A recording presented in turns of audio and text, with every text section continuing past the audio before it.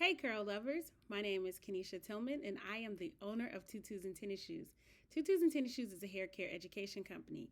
I specialize in teaching white adoptive parents of black children how to take care of their kids' hair. Today's lesson is for anyone. I'm going to tell you a little bit about my favorite hair oils. Well, actually, they're not even just hair oils. You can use them on your skin too.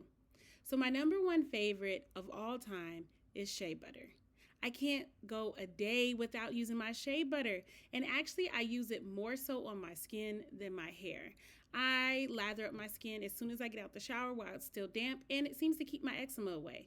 Although I will say for my son, his eczema is definitely diet related, so shea butter helps moisturize or helps lubricate his skin and keep the moisture in, but it does not eliminate his eczema like it does for mine. My other favorite oil for hair and skin is olive oil.